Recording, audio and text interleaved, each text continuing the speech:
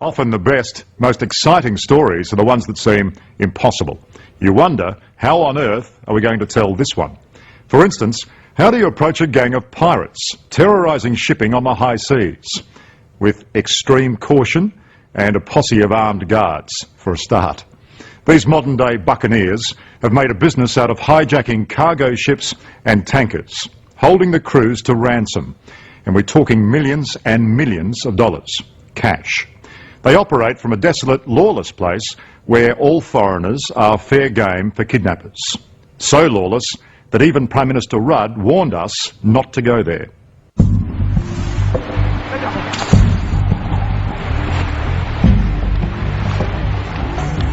We've come to the treacherous east coast of Africa to meet some of the world's most wanted men. These are the pirates of Somalia, holding the world's shipping industry to ransom. We're off the coast of Somalia. Red Sea and Suez Canal are up there, the Indian Ocean just down that way. It's the busiest shipping lane in the world. More than 20,000 ships go past here every year. That's more than 50 ships a day. For these pirates, it's a smorgasbord of untold riches. Running the gauntlet with a pirate crew is a risky business.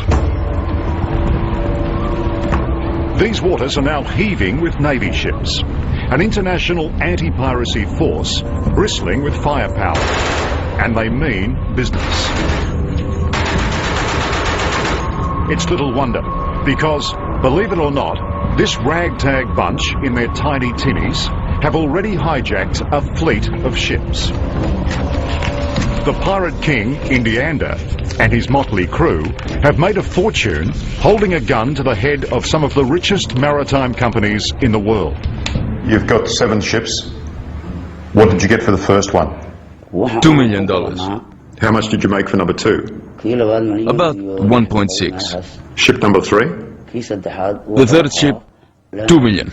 Altogether, the 7 ships earned the tidy sum of $12.6 million US dollars. You're making riches beyond belief. Really, you're just a crook, aren't you? I want to answer this question. The money we collect from the ships is not an income that goes into the pocket of one person. A lot of people, a lot of human beings survive on this money along the shores of Puntland. Puntland, in northern Somalia, has become the modern-day pirate's lair, and just as hidden away.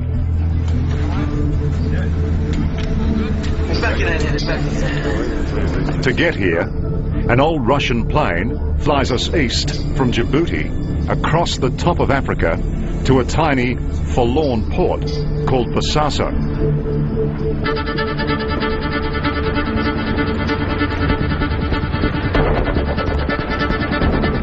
This is a no-go zone for Westerners. Just like the passing ships, we run the very real risk of kidnapping. So we've hired 15 local militia to guard us. Even so, the Australian government, including the Prime Minister himself, pleaded with us to cancel our trip. This is one of the reasons why Prime Minister Rudd didn't want us to come here. Survival is all about how many guns you've got. For the other reasons, just take a look around you. These people have absolutely nothing. And the idea of becoming a pirate and earning millions is very attractive indeed.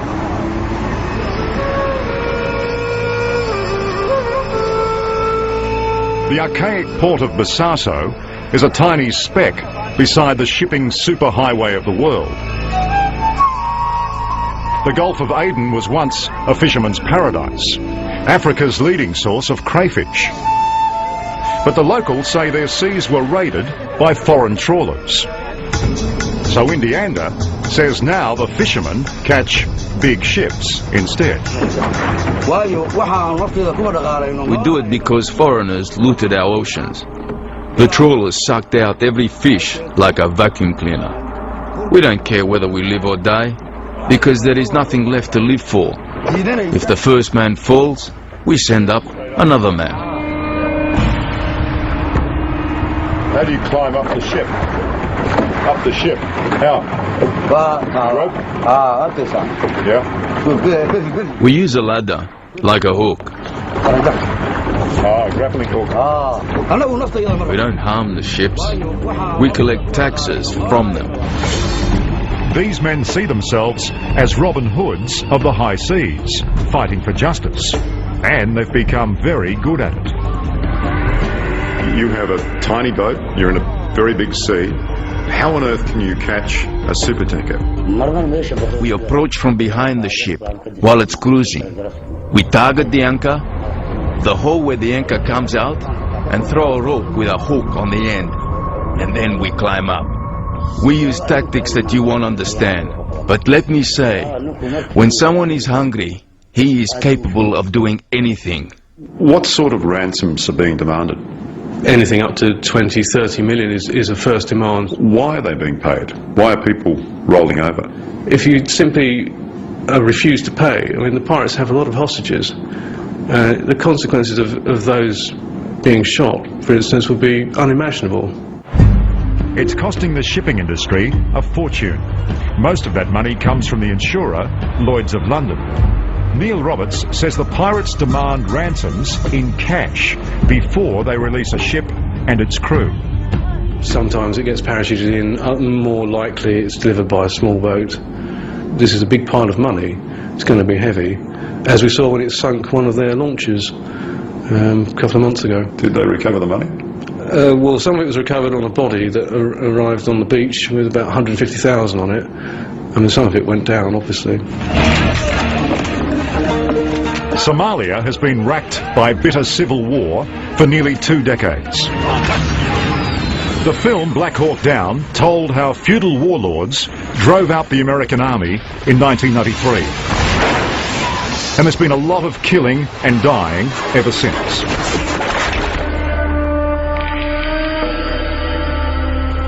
Lawlessness, helplessness, and extreme poverty are a way of life.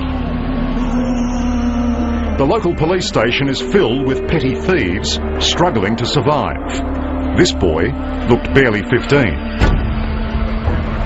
Piracy now drives the economy. 60 hijacks last year netted some $50 million in ransoms. Do you ever feel sorry for the owners of the ships that you hijack? We know we have committed an offense. But when you lose your livelihood, you have nowhere to complain, nowhere to take your case to. So the pirates took the law into their own hands. And even the full force of the world's navies has so far failed to stop them.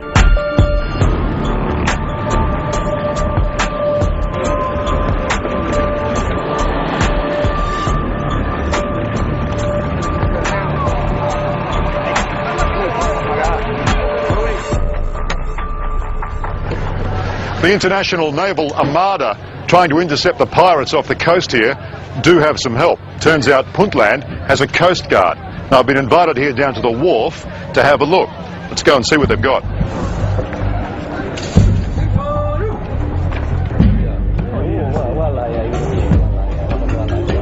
It turns out the Coast Guard consists of a dinghy, a patrol boat with ancient weaponry that's seen better days. These are for pirates? Yeah. 50 caliber. And this second-hand vessel purchased from the Japanese Coast Guard. They've been fired on by pirates and even captured a few. Trouble is, most days it stays tied up at the wharf.